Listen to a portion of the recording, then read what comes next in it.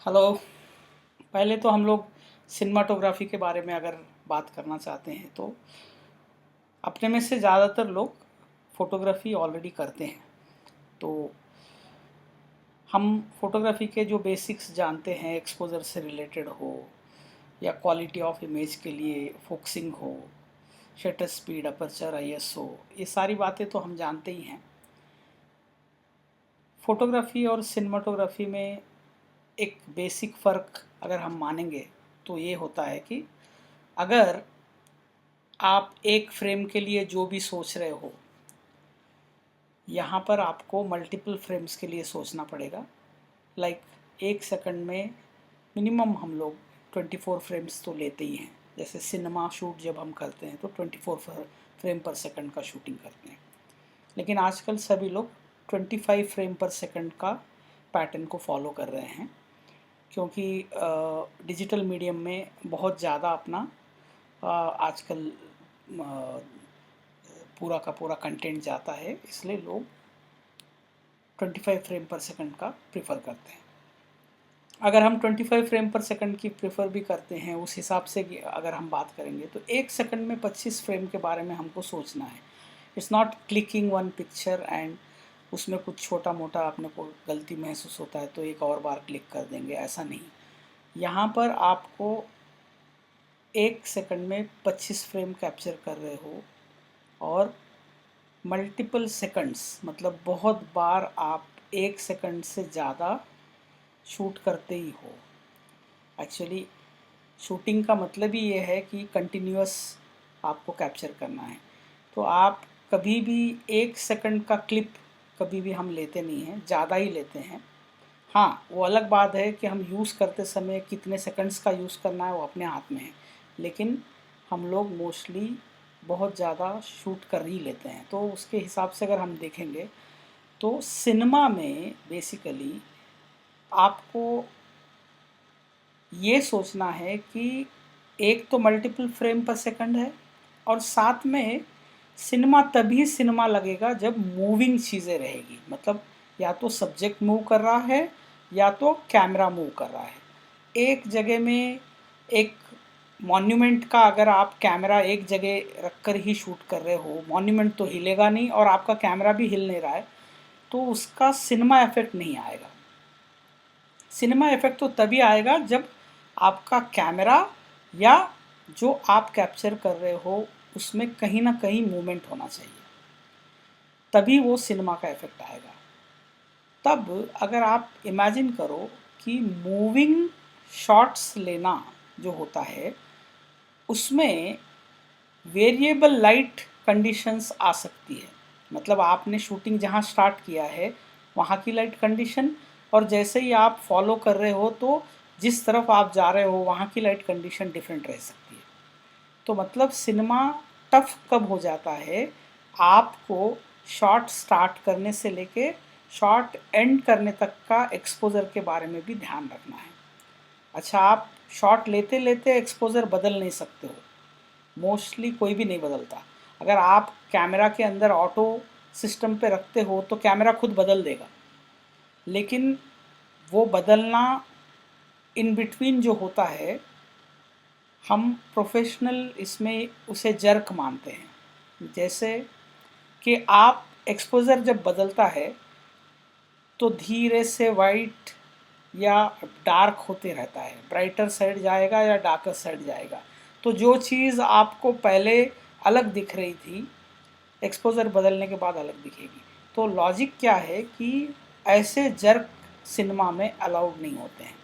आप अगर कोई भी प्रोफेशनल शूट किया हुआ आउटपुट देख लेना, मूवीज़ भी देख लेना, तो आपको ऐसे वेरिएशंस कभी नज़र नहीं आते हैं। फिर ऐसे वेरिएशंस नहीं आएंगे तो एक्सपोज़र कैसे मैनेज करेंगे। जैसे अगर आप वाइल्ड लाइफ में सिनेमाटोग्राफी करना चाहते हो तो वहाँ तो जो भी एनिमल्स हैं वो तो मूव होते रहते हैं, तो फिर मूविंग के अंदर एक्सपोज़र बिना बदले कैसे मैनेज करेंगे। एक्चुअली सिनेमा की ब्यूटी यही है कि आपको आपके नज़रों को जैसे दिखने वाला है वही एक्सपीरियंस आपको शूट करना है। मतलब अगर कोई टाइगर धूप से शैडो में जा रहा है तो नेचुरली आपके आँखों को भी अलग दिखेगा ही, और आप जब शूट कर रहे हो उसी नेचुरल चीज़ को कैप्चर करोगे, तभी तो सिनेमा का ब्यूटी है। तो मेरा कहने का मतलब क्या है कि फ़ोटोग्राफ़ी और सिनेमाटोग्राफी में मेजर फ़र्क ये है कि अगर आप फ़ोटोग्राफ़ी करते हो तो शैडो वाले टाइगर के लिए अलग एक्सपोज़र रखते हो और सनलाइट वाले टाइगर के लिए अलग एक्सपोज़र रखते हो। सिनेमाटोग्राफी में दोनों का एक्सपोज़र सेम रखना पड़ेगा अगर वो धूप से शैडो में आ रहा है तो। अगर सेम रखेंगे तो फिर आउटपुट कैसे अच्छा आएगा ये आपको लग सकता है। उसी के लिए सिनेमा में बहुत सारे प्रोफेशनल चीज़ें ऐड ऑन हो जाती है, और उसी प्रोफेशनल चीज़ों की वजह से क्वालिटी और कॉस्ट ऑफ शूट डिपेंड करता है। मतलब अगर आप सस्ता कैमरा सस्ता शूट करते हो तो आउटपुट भी वैसे ही आएगा। जैसे आप मोबाइल से अगर शूट करते हो तो जैसे आउटपुट लगेगा, और अगर प्रोफेशनल सिनेमा कैमरा से शूट करते हो तो आउटपुट बहुत अलग लगेगा अगर आप ढंग से यूज़ करते हो तो उसका। तो लॉजिक सिंपल है कि प्रोफेशनल कैमरास जो हैं उनमें बहुत सारी ऐसी फैसिलिटीज़ होती है जिन फैसिलिटीज़ के हिसाब से आपको एक क्वालिटी आउटपुट लाने का मौका मिलता है। एक और चीज़ जो होती है सिनेमा में, अगर आप कंपैरिजन की बात अगर करें, फोटोग्राफी और सिनेमाटोग्राफी की कंपैरिजन की बात अगर करें, शटर स्पीड रिस्ट्रिक्शन आता है आपको।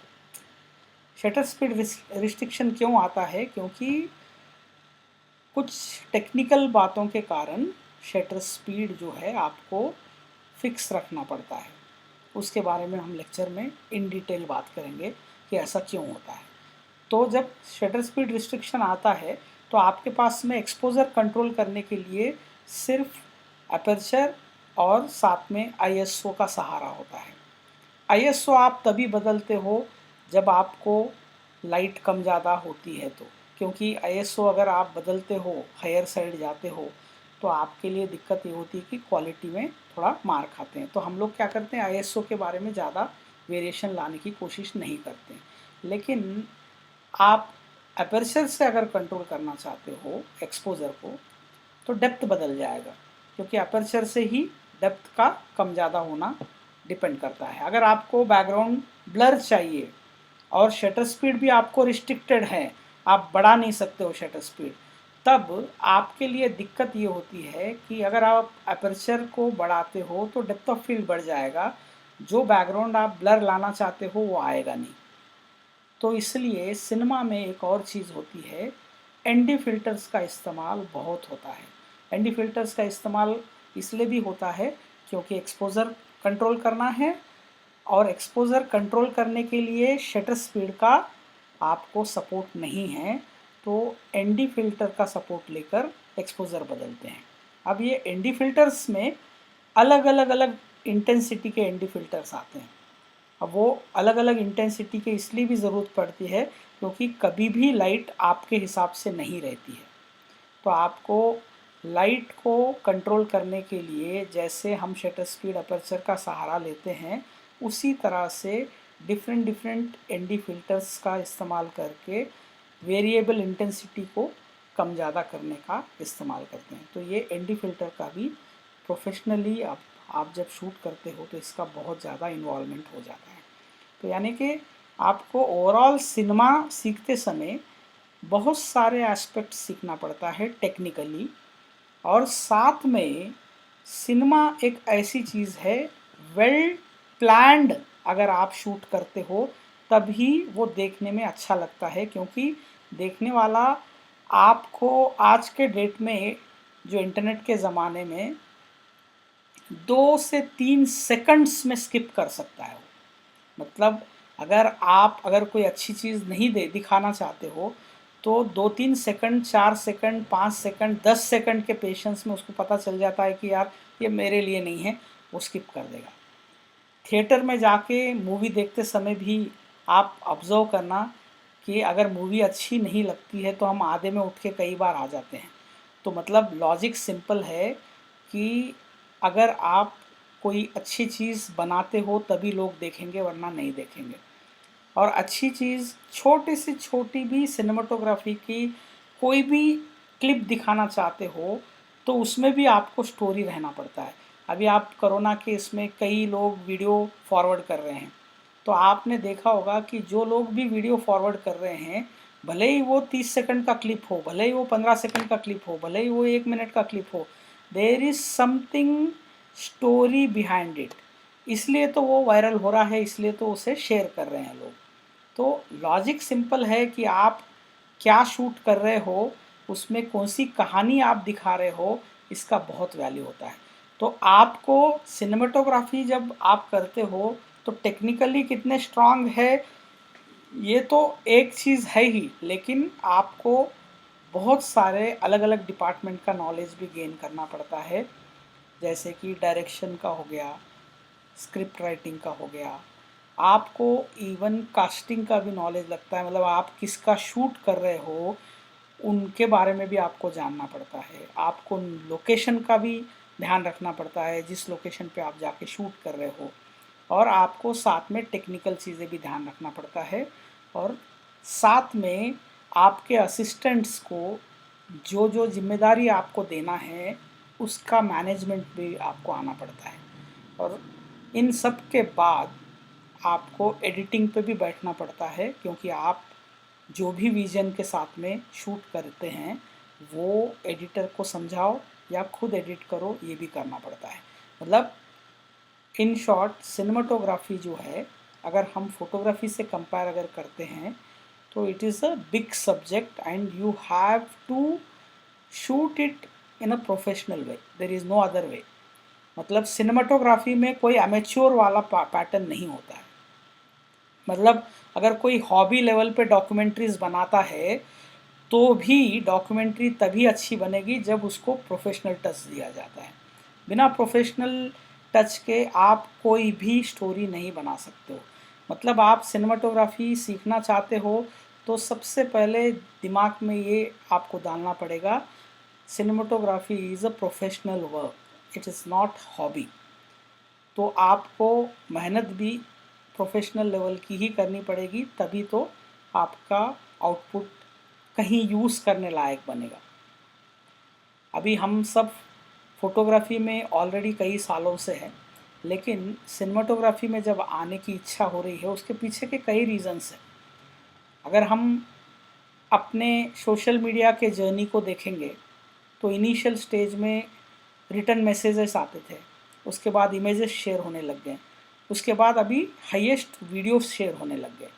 मतलब इंटरनेट स्पीड जैसे जैसे बढ़ रही है वैसे वैसे लोग उनको कन्विंस होने के लिए एक स्टोरी और एक प्रूफ की ज़रूरत पड़ रही है, और वो सिनेमा में ही मिल सकता है। एक इमेज में कई लोगों को वो इमेज से जज करना पड़ता है कि इसका सर्कमस्टेंसेस क्या था, लेकिन सिनेमा में आपको पूरा दिखाना पड़ता है तभी लोग भरोसा करते हैं। तो इसलिए कभी भी एक फुटेज, वीडियो फुटेज की जो वैल्यू होती है किसी को कन्विंस करने में बहुत ज़्यादा होती है। तो हमारे लिए अगर हम वो करना चाहते हैं तो we have to learn professionally. तो ये हम लोगों का बेसिकली एक इंट्रोडक्शन नाम की चीज़ थी, तो मैंने बोला कि थोड़ा सा आपको बता दूं। अभी क्या है कि सिनेमा के बारे में अगर हम और टेक्निकली देखेंगे तो हमारा सिलेबस जो है पूरा वो ऐसा रहेगा कि स्टेप बाय स्टेप हम लोगों को पहले हम सोचेंगे कि एक्चुअली टेक्निकली जो साइंस है सिनेमा का पहले वो जानेंगे। उसमें बहुत सारी चीज़ें आती है, जैसे आप लोगों ने देखा होगा कि कई लोग जो है 8 बिट, 10 बिट, 12 बिट ऐसे टर्म्स यूज़ करते हैं। तो ये क्या होता है 8 बिट, 10 बिट, 12 बिट क्या होता है? अगर आप रिकॉर्डिंग कर रहे हो तो क्या हो? सिनेमा में भी रॉ रिकॉर्डिंग होती है, तो रॉ रिकॉर्डिंग क्या होती है? और रॉ में भी कई क्वालिटीज़ होती है क्या? कई आपने टर्म सुना होगा, एस लॉक फाइल सोनी वाले बोले एस लॉक पे शूट करना है, तो ये लॉक शूटिंग क्या होती है? ये सारी बातें हम लोग टेक्निकली इन डिटेल में सीखेंगे। साथ में हम एक स्क्रिप्ट को कन्वर्ट कैसे किया जाता है वो भी सीखेंगे।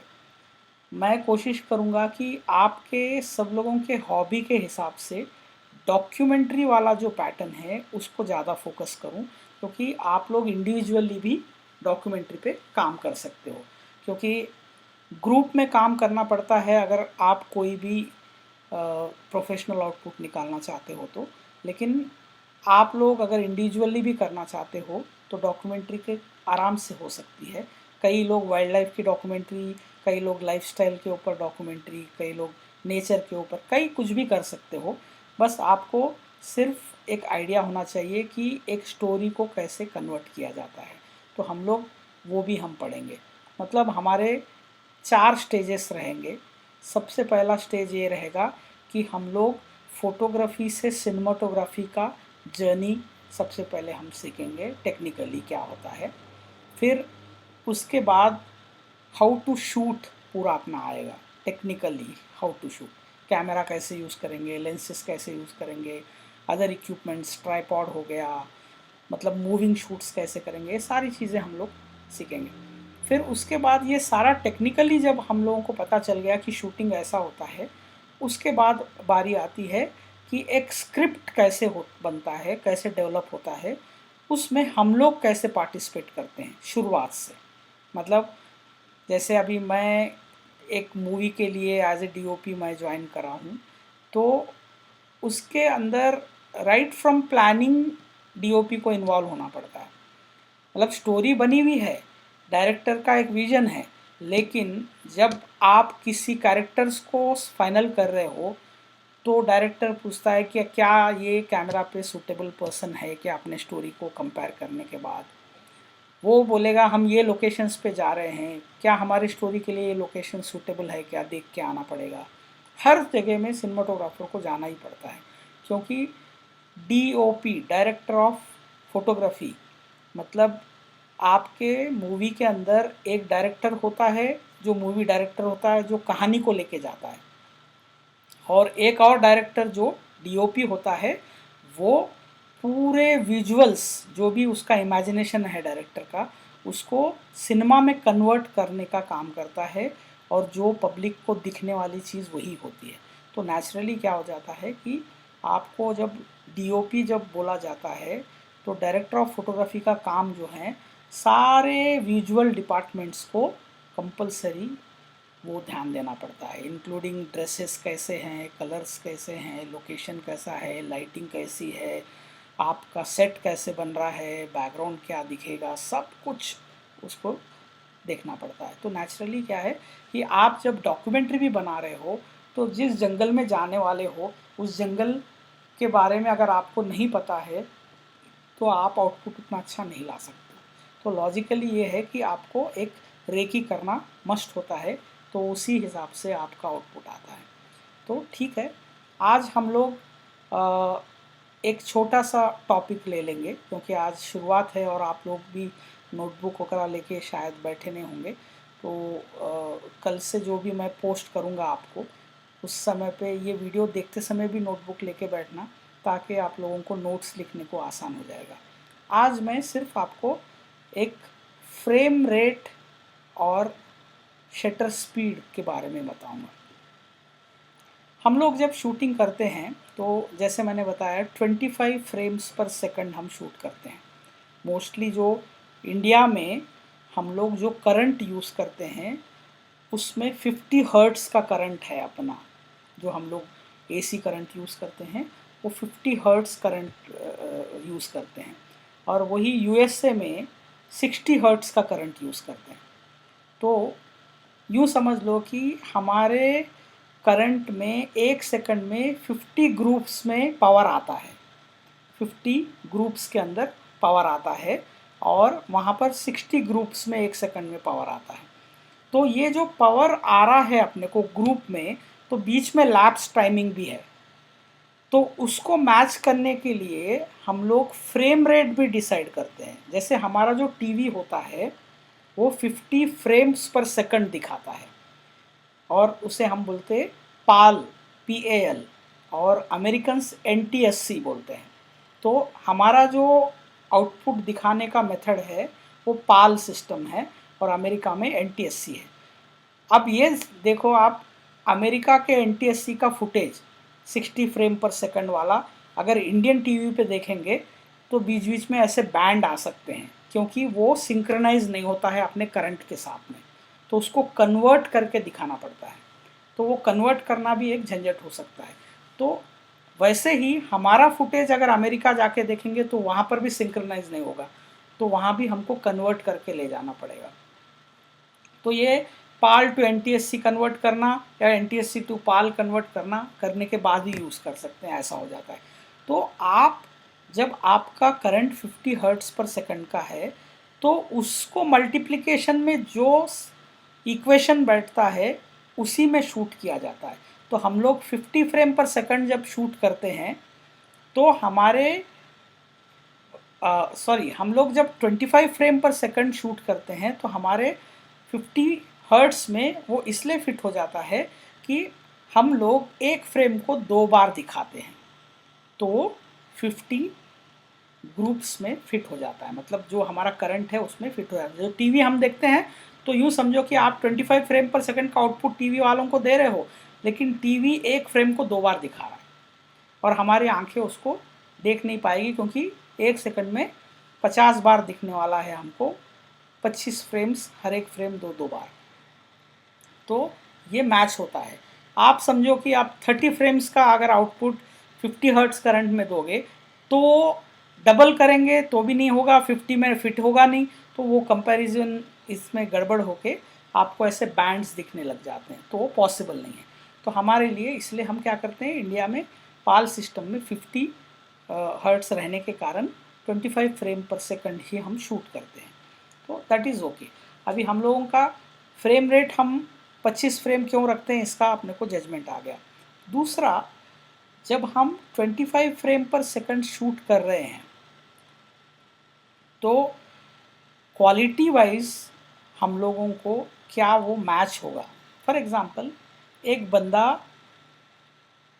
आपके कैमरा को आप स्टिल रखे हो, मूव नहीं कर रहे हो, और एक बंदा आपके फ्रेम में लेफ़्ट से राइट मूव हो रहा है, और आपने जो भी वाइड एंगल रखा है उसमें वो पर्सन 2 सेकंड में पूरा फ्रेम पार करके निकल गया। ये समझ लो 2 सेकंड्स आपके फ्रेम में नज़र आ रहा है। अब 2 सेकंड फ्रेम में नज़र आ रहा है, यानी कि आपने 50 फ्रेम्स कैप्चर कर लिए उसका। 50 फ्रेम्स जब कैप्चर कर लिए तो आपके पूरे स्क्रीन पे लेफ़्ट से राइट जाते समय 2 सेकंड लग रहे हैं, तो यानी कि आप उसके मूवमेंट को 50 फ्रेम्स में कैप्चर किए।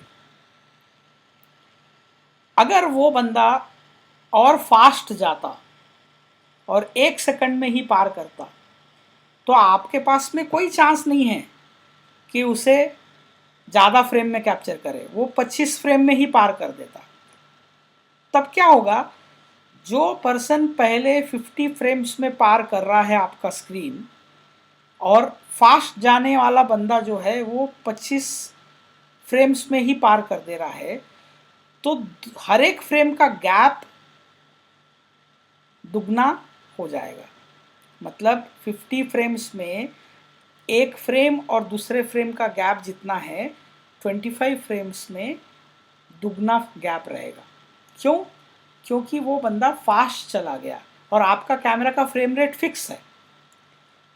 तब आपको देखते समय वो पर्सन ऐसे जर्की जा रहे सो दिखेगा, टक टक टक टक टक टक करके। क्यों? क्योंकि वो पर्सन जो है उसकी एक पर्टिकुलर स्पीड है जिसकी वजह से वो आपको जर्की दिख रहा है, जा रहा हुआ। और यही 50 फ्रेम्स जिसको हमने कैप्चर किया है वो स्लो जा रहा है, तो उसमें उतना जर्क नज़र नहीं आएगा क्योंकि वो स्लो जा रहा है। ये तो हो गया फ्रेम का एक पैटर्न जिसमें सब्जेक्ट जो है वो स्पीड कम ज़्यादा करने की वजह से दिक्कत आ रही है। लेकिन ये जर्क को कम करने के 2 रीज़न हैं। अगर कम करना चाहते हो तो एक तो फ्रेम रेट बढ़ा दो, 25 फ्रेम्स के जगह में 50 फ्रेम पर सेकंड शूट कर दो आप। फिर क्या होगा, देखते समय स्लो मोशन में आप देख रहे हो उसी बंदे को 2 सेकंड में देख रहे हो देखते समय। क्यों? क्योंकि आप देखते समय तो 50 फ्रेम्स पर सेकंड्स आपने कैप्चर किया भी है, लेकिन देखते समय सो फ्रेम रेट फिक्स है, 25 फ्रेम पर सेकंड ही देख रहे हो आप। तब क्या होगा, वो स्लो मोशन में दिखेगा, क्योंकि अपने पास में अभी तक वो सिस्टम नहीं है कि 50 फ्रेम पर सेकंड पे भी हम देख सकते हैं, ऐसा सिस्टम नहीं बना है। अभी वर्ल्ड लेवल पे सभी लोग सोच रहे हैं कि अपडेट करते हैं, ये 25 फ्रेम पर सेकंड वाला सिस्टम को छोड़ के 50 फ्रेम पर सेकंड पे जाएंगे, सभी लोग सोच रहे हैं। लेकिन इमेजिन कीजिए ऐसा करने से क्या होगा। ऐसा करने से ये होगा, जो हम लोग अभी इंटरनेट यूज़ कर रहे हैं, अगर हमको 1 मिनट का डाटा देखने में अगर हमको 10 MB लग रहा है, तो तब 20 MB लगेगा। तो आपका 2 GB का डाटा अगर दिन में मिलता है, तो उसमें आप जो कुछ भी कर रहे हो उसके सेम काम के लिए 4 GB का डाटा लेना पड़ेगा, क्योंकि आप 50 फ्रेम पर सेकंड देख रहे हो। तो मतलब दुनिया को बहुत खर्चा करना पड़ेगा, इतना आसानी से 50 फ्रेम पर सेकंड दुनिया नहीं बनेगी। तो ये लोग सोच रहे हैं कि रहने दो अभी, क्योंकि लोग इतना खर्चा नहीं करेंगे, तो 25 फ्रेम पर सेकंड ही रहने दो। तब फिर कैसे, दूसरा कौन सा तरीका है इस प्रॉब्लम को सॉल्व करने का? 50 फ्रेम्स तो नहीं कर सकते हैं, और 50 फ्रेम्स को अगर हम बाद में 25 में देखते हैं तो स्लो मोशन में दिख रहा है, एक्चुअल टाइम पे नहीं दिख रहा है। तो फिर क्या करेंगे? तो आपका कैमरा अगर सब्जेक्ट के साथ अगर मूव हो रहा है, तो उस स्पीड को मैच करने के बाद बैकग्राउंड में जर्क आता है, पर्सन में नहीं आता है। मतलब आपको उस पर्सन को फॉलो करना पड़ेगा ट्राइपॉड के ऊपर धीरे से। तब क्या होगा कि वो पर्सन में जर्क नहीं आएगा, लेकिन बैकग्राउंड में आएगा। क्यों? क्योंकि बैकग्राउंड में इसलिए आ रहा है क्योंकि आपका कैमरा उसके स्पीड से मूव हो रहा है। लेकिन कहानी देखते समय हम कैरेक्टर के साथ इन्वॉल्व हो जाते हैं, तो बैकग्राउंड पे हमारा ध्यान नहीं जाता है, तो चल जाता है। तो इस तरह से आपको फ्रेम रेट को शूटिंग के टेक्निक्स के साथ में चेंज करना पड़ता है। तो मैं इंट्रोडक्शन है इसलिए मैं रैंडमली चीज़ें बता रहा हूँ, क्योंकि एक सिनेमाटोग्राफी के अंदर की कुछ बातों का एक इंटरेस्ट आपको अगर जब आता है तो सीखने में मज़ा आएगा। क्योंकि हर बात को मैं टेक्निकली अलग अलग तरीके से भी बताऊंगा, लेकिन मैं इन जनरल बता रहा हूँ, क्योंकि आप लोग जब शूट करते समय भी कई जो चैलेंजेस आते हैं वो इस तरह की आती हैं कि हम लोग बहुत बार मजबूर हो सकते हैं कि उस मजबूरी में हमको शूटिंग करना पड़ता है, तो टेक्निक्स बदलने पड़ते हैं। तो ये एक फ्रेम रेट का प्रॉब्लम जो है सिनेमाटोग्राफी में इस तरह से भी आता है। एक और चीज़ देखो आप, जब मैं फ्रेम रेट की बात कर रहा हूँ तो मैंने बोला था शटर स्पीड का रिस्ट्रिक्शंस आता है। फोटोग्राफी में हम लोग कोई सब्जेक्ट को शार्प और नीट लाने के लिए ज़्यादा से ज़्यादा शटर स्पीड रख के कैप्चर करते, क्योंकि बहुत कम समय में हम किसी चीज़ को कैप्चर जब करते हैं तो सब्जेक्ट के अंदर का मूवमेंट हो या कैमरा के अंदर का भी हमारा हल्का सा अगर शेक भी हो जाता है कैमरा, तो हम कैप्चर करने का ड्यूरेशन इतना फ्रैक्शन छोटा है कि वो शेक आपको दिखेगा नहीं। शेक होगा ज़रूर, लेकिन वो उतने फ्रैक्शन के अंदर वो माइक्रॉन्स में शेक हुए सो है, इसलिए आपको समझ में नहीं आएगा।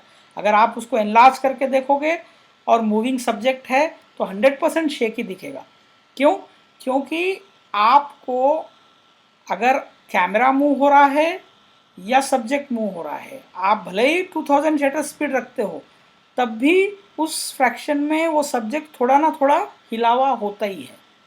तो नेचुरली डेड शार्प आने का संबंध ही नहीं है। तो आप क्या करते हो, मूविंग सब्जेक्ट है तो ज़्यादा से ज़्यादा शटर स्पीड इसलिए रखते हो क्योंकि वो जो मूवमेंट है वो इतना छोटा फ्रैक्शन हो जाए कि वो नज़र ही नहीं आए। तो हम लोग क्या करते हैं, शटर स्पीड से शार्पनेस को मेंटेन करते हैं। सिनेमाटोग्राफी में आने के बाद में आपके पास में frame rate and shutter speed दोनों का ध्यान रखना पड़ता है। अब फ्रेम रेट और शटर स्पीड दोनों को ध्यान में रखना है, तो एक और चीज़ है उसमें। क्या है? अगर आप फ्रेम रेट 25 फ्रेम पर सेकंड से शूटिंग कर रहे हो तो शटर स्पीड उससे नीचे आ नहीं सकता। कैसे? क्योंकि आपको एक्सपोजर जो है हर एक फ्रेम को कुछ ना कुछ देना पड़ेगा, और अगर हर एक फ्रेम को आपको शटर स्पीड देना ही है तो जब फ्रेम ही बदल जाएगा तो उससे कम शटर तो आएगा ही नहीं। तो मतलब क्या हो गया कि जितना फ्रेम रेट आपका है उससे कम शटर स्पीड तो आप रख नहीं सकते हो। फिर कितना रखना चाहिए? जितना फ्रेम रेट है उतना शटर स्पीड रखना भी पॉसिबल नहीं है। ऐसे टेक्निकली बोला जाता है कि उतना रख सकते हैं, लेकिन ऐसा नहीं हो सकता। क्यों? क्योंकि एक फ्रेम और दूसरे फ्रेम के बीच का भी एक लैप्स टाइम आता ही आता है, तो 100% तो मिलेगा नहीं, थोड़ा सा कम मिलेगा। लेकिन अब ये शटर को हम लोग अगर 25 फ्रेम पर सेकंड हम शूट कर रहे हैं और 1/25 शटर स्पीड अगर रखे, तो इसका मतलब क्या हो गया कि हर एक फ्रेम को कंप्लीट ड्यूरेशन ओपन का मिल रहा है। कैसे? अगर आप एक फ्रेम कैप्चर कर लिए तो जो चीज़ें उसमें कैप्चर हो गई है अगले फ्रेम में एग्जैक्ट वहीं से स्टार्ट हो रहा है exposure. You are not missing anything. तो ऐसा बोला जाता है कि अगर 25 फ्रेम पर सेकंड आप शटर स्पीड रखते हो, 25 फ्रेम पर सेकंड आप शूटिंग करते हो, तो 1/25 सेकंड्स का आपने एक्सपोजर रखा, तो इसे हम बोलते हैं 360 डिग्रीज शटर एंगल। अब ये 360 degree shutter angle, mostly angle और डिग्रीज सिर्फ सर्कल्स को होता है। फिल्म के ज़माने में जो शटर कैमरा में यूज़ होता था वो रोलिंग शटर होता था। मतलब क्या कि शटर जो है वो सर्कुलर गोल घूमते हुआ होता था। मतलब क्या है? अगर आपका एक एक्सपोजर हम दे रहे हैं, हमारे कैमरा में क्या होता है, फोकल प्लेन शटर होता है। फोकल प्लेन शटर क्या करता है? नीचे से ऊपर जा रहा है, एक्सपोज हो रहा है। जब आपका पहला शटर खुल गया, दूसरा शटर नीचे से ऊपर जाता है, तब बंद हो जाता है। तो ये हमारा फोकल प्लेन शटर है। इसके बारे में भी मैं आपको टेक्निकली बताऊंगा, अभी मैं इन जनरल बता रहा हूँ। तो आपका जो फिल्म कैमरा पहले सिनेमा का था वो रोलिंग शटर वाला, गोल घूमने वाला, तो इसलिए उसे हम क्या करते थे, जब अगर आप पूरा शटर ओपन रखते हो तो 360 डिग्रीज ओपन है, तो आपका फ्रेम कंप्लीट एक्सपोज हो रहा है। सेकंड फ्रेम जब आएगा वापस से पूरा एक्सपोज होगा, इसे हम 360 बोलते हैं। लेकिन 360 टेक्निकली कभी रखा नहीं होता है, तो इसीलिए एक्चुअली हमारे आँखों को सूटेबल क्या शटर स्पीड है वो बहुत वैल्यूबल है। हमारी आँखें जो हैं वो एक इमेज, उसके बाद दूसरा इमेज, उसके बीच का गैप कितना झेल सकती है, उसके हिसाब से ये स्टडी करने के बाद पता चला है कि 50% इमेज दिख रहा है और 50% टाइम पे वहाँ पर कोई हलचल नहीं हो रही है, तो हमारी आँखों को ब्लफ किया जा सकता है। आंखें और ब्रेन के कॉम्बिनेशन में हम ब्लफ किया जा सकता है। इसीलिए 180 डिग्री शटर एंगल मेंटेन करने की बात करते हैं। 180 डिग्रीज मतलब आधे समय के लिए एक्सपोज कीजिए, आधे समय के लिए ना कीजिए।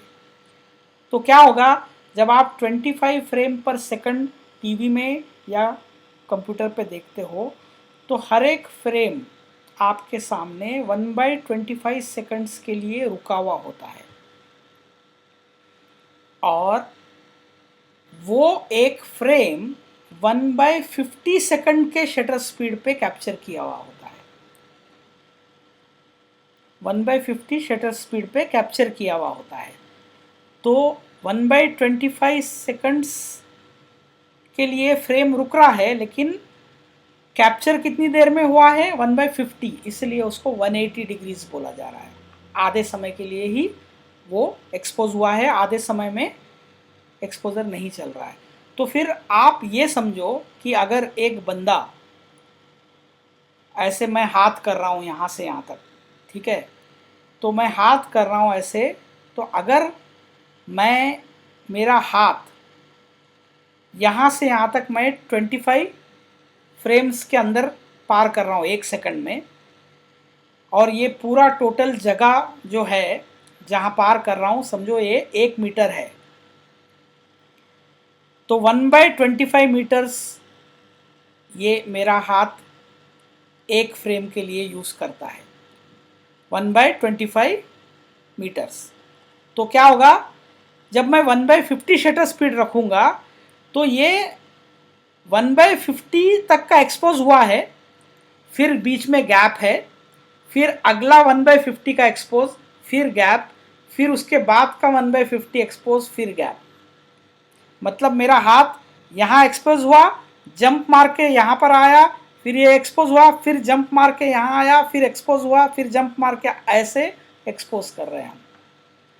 जब आप टीवी पे देख रहे हो तब आप 1/125 सेकंड्स के लिए फ्रेम देख रहे हो, लेकिन वो कितना देख रहे हो, यहाँ से यहाँ हिलता हुआ शेकी इमेज देख रहे हो।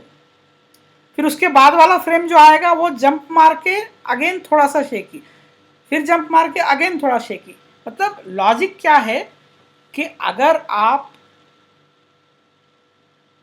1 सेकंड के फ्रेम को कंपेयर करते हो तो हमारी आंखें जो है वो इतना फास्ट हो जाता है तो उसको नज़र नहीं आता है। अगर वही सब्जेक्ट फास्ट मूव हो रहा है तो हमको दिखेगा। हमारी आंखें जो है ना, हमारा एक लिमिट है शटर स्पीड का, हम लोग देखने का, लगभग ऐसा बोला जाता है कि हम लोग 1/15 सेकंड्स के फास्ट चीज़ें हम देख नहीं सकते हैं आंखें।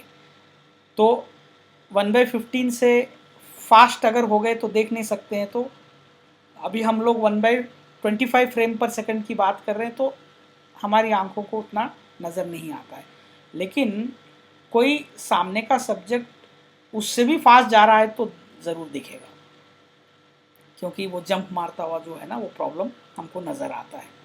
तो इसीलिए ये जो शटर एंगल की हम बात कर रहे हैं, इसको भी हम टेक्निकली इन डिटेल सीखेंगे कि ये शटर एंगल होता क्या है। थोड़ा कंफ्यूजिंग लगेगा शुरुआत में, क्योंकि मैं अभी आपको कोई भी विजुअल्स दिखा के नहीं बता रहा हूँ। मैं अभी ये जो मैं आपको बता रहा हूँ इसमें मैं स्क्रीन शेयरिंग मेथड से बता रहा हूँ। जैसे अभी मैं स्क्रीन को मेरा विजुअल बंद कर दूँगा, अब ये बंद करने के बाद मैं डेस्क के ऊपर जो भी मैं आपको दिखाऊँगा ये सारी चीज़ें डायरेक्ट आपको इसी पे नज़र आ जाएगी। जैसे मैं अगर कोई भी चीज़ें दिखाऊंगा तो आपको मेरा डेस्क मैं जो भी यूज़ करूंगा वो डेस्क पे मैं जिस चीज़ को भी खोलूंगा वो आपको नज़र आएगा।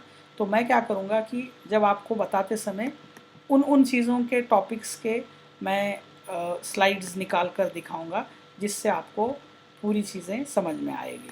तो ये सबसे बेस्ट मेथड होता है घर से सीखने के लिए। तो मैं जैसा अभी सिनेमाटोग्राफी का एक लेक्चर 1 के लिए मैंने एक टॉपिक बना के रखा हुआ है, तो आप लोगों को मैं इसी से रिलेटेड जो भी चीज़ें हैं अपने टॉपिक के अंदर वो 1 बाय 1 मैं दिखा दूँगा। तो ये जब टॉपिक आएगा तो अभी शायद मैं कल आपको ये इसके बारे में 8 बिट 10 बिट 12 बिट क्या होता है इसके बारे में, और क्रोमा सब सैम्पलिंग क्या होता है, हम लोग रिकॉर्डिंग करते समय क्यों इस पे रिकॉर्ड करना है, ये सारी बातें आपको समझ में आने के लिए तो ये लेक्चर रहेगा। तो आज के लिए मैं यहीं पर रोकता हूँ, क्योंकि ये इंट्रो था, तो इंट्रो के हिसाब से शायद देखते हैं अभी कितना हम लोग सक्सेसफुल होंगे। ये मेथड में अभी अपनी मजबूरी है, घर से तो निकल नहीं सकते, तो लेट्स सी कि इस घर पे रहने के वैल्यूबल टाइम में कन्वर्ट करेंगे इसको और सीखेंगे तो देखेंगे। And I will be very happy कि आप लोग ये वैल्यूबल टाइम फ़ोटोग्राफी और सिनेमाटोग्राफी सीखने के लिए डालते हो। और ये लेक्चर, हर लेक्चर के बाद में आप लोग व्हाट्सएप पे हो या कहीं पर भी सवाल कर सकते हो। एक और काम हो सकता है, ये जो मैं रिकॉर्ड कर रहा हूँ, while recording I can be live for 4 people via WhatsApp। तो जो लोग टाइम पे, अगर सेम टाइम पे अवेलेबल है तो वो लोग 4 लोग ज्वाइन कर लीजिए, 3 लोग, मैं चौथा मैं हूँ। और बाकी लोगों को तो वैसे भी वीडियो मैं शेयर कर ही दूँगा। तो बट नेचुरल है कि वो भी हो सकता है कि लाइव जब आप सवाल पूछते हो तो और प्रॉपर लगेगा, वो भी एक हो सकता है। या तो अगर आप लोग चाहते हो तो मैं गूगल डियो पे आऊँगा तो वहाँ पर 8 लोग भी रह सकते हैं, तो उसमें तो सभी लोगों को दिख जाएगा। But I am little doubtful कि इंटरनेट कनेक्शन अपने को वीडियो या स्क्रीन शेयरिंग के अंदर करने के लिए कितना सपोर्ट करेगा, आई डोंट नो। बट देख के करते हैं। वैसे तो मैं जो रिकॉर्ड कर रहा हूँ वो तो प्रॉपरली मिल ही जाएगा, तो there is no issue at all. तो लेट्स सी कैसा रहेगा, है ना। चलो बाय, सी यू देन। चलो, थैंक यू।